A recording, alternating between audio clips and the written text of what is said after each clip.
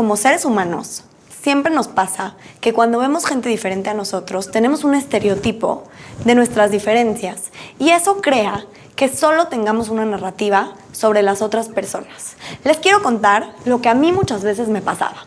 Esa religiosa tiene 20 hijos, es una subordinada a su esposo, seguro está todo el día en la cocina, seguro vive muy infeliz, reprimida en el siglo XVIII. ¿Se identifican con lo que les estoy diciendo? No importa de qué sector, de qué sociedad, de qué religiosidad, de qué país sean los que están escuchando esto, a todos nos pasa justo con la gente que es diferente a nosotros, porque es una manera de protegernos a lo desconocido y a lo diferente. Y les quiero contar un poco cómo a lo largo de mi vida he ido lidiando con estas narrativas que son una narrativa sobre una persona. ¿Y cuál es el problema de esta narrativa? Cuando yo tengo una narrativa sobre los religiosos, entonces eso hace que yo no me pueda acercar o tener una relación con mi judaísmo. A lo largo de mi vida, estas simples y únicas narrativas me fueron limitando. Y quiero contarte cómo fue. Yo crecí en una casa tradicional, en un ambiente tradicional, en donde el judaísmo como religión formaba simplemente parte de nuestra vida por haber nacido judíos. Nunca fue algo como que tuviéramos una relación con Dios o que realmente estuviéramos involucrados en las mitzvot, en la Torá y en el judaísmo. Ahora, sé que puedes adivinar el final de la historia porque me estás viendo vestida como religiosa. Pero te quiero contar y llevar de la mano a través de mi travesía en este proceso. Cuando yo tenía 18 años me fui de Akshara y en ese momento una amiga me dijo, vente a la Midrashá conmigo. Ahí vas a ver y vas a poder descubrir tu espiritualidad. Y yo le dije, de ninguna manera yo voy a ir con esos religiosos que están reprimidos e infelices. Mi única narrativa que tenía en ese momento. Y le dije, ¿sabes qué? Sí voy a ir. Voy a ir a contarles lo equivocados que están, lo equivocados que viven su vida, lo mal que están haciendo las cosas. Y entonces fui un Shabbat. Y no bastó nada más que una cena para que yo viera otra narrativa diferente a la que conocía. Yo entré en esta familia, una familia hermosa, de varios hijos, muy bebés. Y me acuerdo que su papá les daba una chispita de chocolate por cada mitzvah y por cada cosa positiva que habían hecho en el día. Y yo veía la felicidad, las sonrisas, la bonita relación de pareja, la bonita relación familiar. Y entonces ahí dije, puede ser que lo que yo tengo es un estereotipo, porque son los primeros religiosos que conozco y no se ven ni infelices, ni reprimidos, ni tristes. Salí de ahí y dije, tengo que conocer, tengo que entender el judaísmo, porque claro que nací judía, pero tengo muy poco conocimiento. Y entonces me empecé a involucrar poco a poco en las diferentes clases, conferencias, y todo lo que escuchaba me iba asombrando increíblemente. Y poco a poco fui quitando todos esos estereotipos y ideas erróneas que habían formado toda mi vida en mi cabeza sobre lo que es ser una mujer religiosa. Pero claro que en este proceso de descubrimiento y de construcción, yo iba luchando con mis propios estereotipos. Era, por ejemplo, quiero respetar Shabbat. Ay, no, pero es que no quiero ser como ellas que viven en el siglo XVIII y no suben en coche. Y era un proceso muy duro de ir quitando capas para poner capas nuevas. Entonces, ¿cuántas veces a ti no te ha pasado esto? No importa si eres religiosa o no religiosa, Ashkenazí, Sefaradí, no me importa quién eras o quién eres. Has vivido esto con diferentes personas que son diferentes a ti. Bueno, sigamos un poquito más con mi historia. En este proceso en el que yo voy construyendo de nuevo mis ideas y conociéndome un poco más, me enfrento con varios obstáculos de la gente de mi entorno porque les costó mucho trabajo ver cómo yo iba cambiando estas ideas con las que siempre crecí a nuevas ideas basadas en conocimiento y en experiencias que yo iba viviendo en ese momento. Y entonces comencé a tener un camino espiritual nuevo, un camino espiritual en el que yo me identificaba como una judía ortodoxa, en el que yo iba creciendo poco a poco, pero al mismo tiempo seguía luchando con estos estereotipos, seguía luchando con que muchas religiosas que yo conocía no habían estudiado nada y no eran profesionistas, pero yo sí quería ser profesionista. Y en este proceso, adivina qué descubrí. El judaísmo quiere que tú seas con tu esencia adentro de la ley judía. Hay un cómo, un cuándo, un dónde. Hay una manera de vivir, un manual para este mundo, y en este manual podemos encontrar el cómo, el cuándo y el dónde. Pero dentro de todo eso Estás tú con tu esencia, con tus herramientas, con lo que te dio Hashem para formar este mundo y para contribuir. Y no tienes por qué quitártelo de encima para entrar dentro del molde rígido de galleta, como yo le llamo, de que todas tienen que ser así, o de que todos los no religiosos tienen que ser de otra manera. Puedes encontrar dentro del halajá tu manera de ser, tu manera de envolverte en la vida, tu tipo de matrimonio, tu tipo de educación, de jinuj hacia los hijos. Y poco a poco ir formándote dentro de tu espiritualidad y tu judaísmo. Regresando un poco a mi historia, cuando no era religiosa, en este proceso, yo me fui a un programa donde habían 20 árabes musulmanes y 20 judíos tradicionalistas. Y en este programa me enfrenté con muchos cuestionamientos muy profundos sobre mi manera de vivir, ya que generalizando, los musulmanes son muy ortodoxos. Y entonces ellos me preguntaban, ¿y por qué estás usando el celular en Shabbat? Y yo, como que sí tenía un poco de conocimiento, pero me quedaba un poco fría.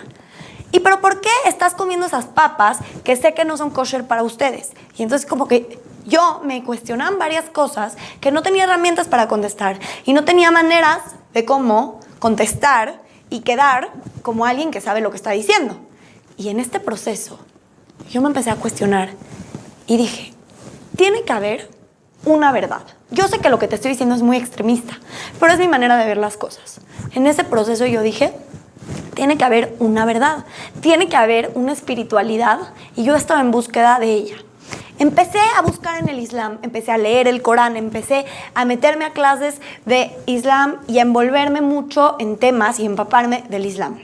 Ahora, llama mucho la atención cuando te estoy contando esto, que yo, al ser una judía, nacida judía, me haya interesado más envolverme en temas del Islam y de esa espiritualidad, cuando yo en mi propia religión tengo espiritualidad. Y eso pasa muchas veces por la narrativa que te estoy diciendo, porque no se me antoja como persona sin conocimiento y lejana a la ortodoxia empezar a buscar cuando el estereotipo no me llama la atención y cuando la narrativa que tengo sobre esa religión o sobre esas personas no me llama la atención.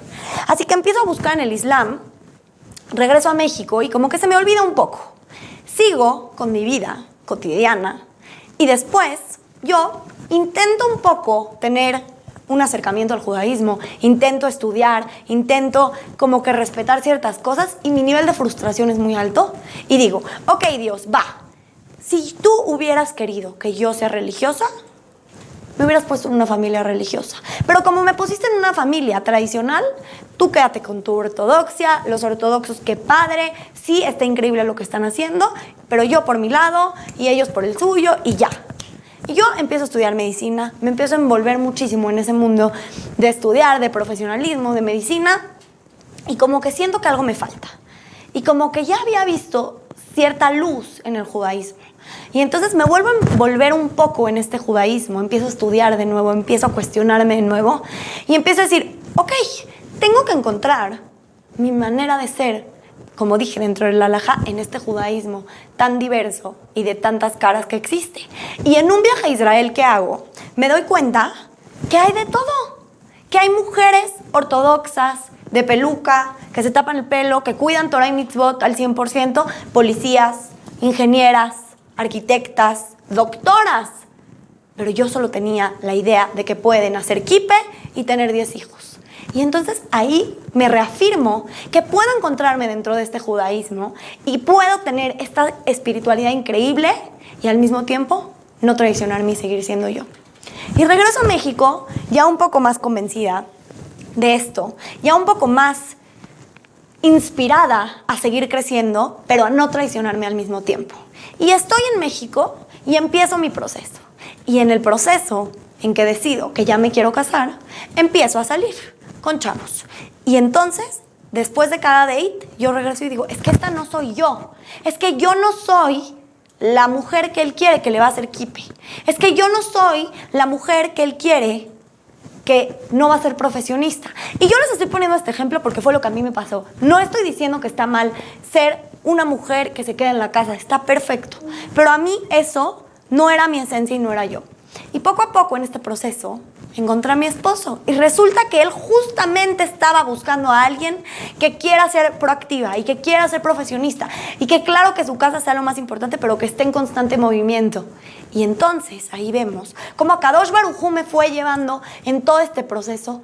En cada paso estuvo conmigo y me fue acompañando paso a paso, porque Hashem no nos suelta. Si eres religioso o no eres religioso, Hashem está en tu vida y Hashem está contigo y Hashem te va llevando. Y lo fui descubriendo poco a poco hasta llegar al día de hoy, en donde sigo constantemente deconstruyéndome, creciendo, evolucionando, en donde intento ser un ejemplo para todas las personas de mi entorno, porque adivinen qué, usar peluca y usar falda es una responsabilidad. Porque si yo voy en el coche manejando y me le cierro a alguien, ¿qué va a decir? La judía que maneja pésimo o la religiosa que maneja pésimo. Cuando decidimos ponernos el uniforme de Akadosh Baruj Hu, tenemos una responsabilidad y esa responsabilidad la tenemos que tener muy clara. Ahora, para cerrar un poco la idea sobre las narrativas y los estereotipos, quiero decirte que pienses un momento en una persona completamente diferente a ti, una persona que se ve diferente a ti, que piensa diferente a ti, un grupo de personas, sería más exacto, que son diferentes a ti. ¿Y qué pasa si los ves ahorita caminando por la calle hacia ti? Cierra los ojos y piensa. ¿Qué ideas y frases te vienen a la mente? Porque siempre estamos envueltos en narrativas únicas y eso nos limita poder, uno, conocer a la otra persona y dos, crecer verdaderamente a poder nosotros involucrarnos en nuestra vida sin casarnos con esa única versión que tenemos. Si yo me hubiera quedado con que la única versión de ser religiosa es ser ama de casa y no poder trabajar y no poder ser profesionista y estar infeliz, lo que hubiera pasado es que hoy estaría infeliz siendo religiosa. Pero yo decidí cambiar esa narrativa, decidí buscarme dentro del judaísmo, siempre respetando la halajá, para no traicionarme y no quedarme con una narrativa. Te invito a ti, mujer, a no quedarte con una narrativa de ti misma y de los demás. ¿Cuál es la narrativa que te estás contando a ti misma y cuál es la que le cuentas a los demás? Cámbiala, deconstrúyete, evoluciona. Tienes que estar en constante movimiento. No te cuentes solo una historia, ni de ti ni de los demás. Espero que después de esta plática no digas, qué bonito habló Irit, o qué padre estuvo. Quiero que apliques los conceptos que te acabo de contar a ti. A ti te estoy hablando, a ti y a todas ustedes les estoy hablando para que apliquen estos conceptos a su vida y para que todo lo que escuchen en estos videos las transforme. Porque ese es el fin último de poder crecer. Transformarnos a través del crecimiento.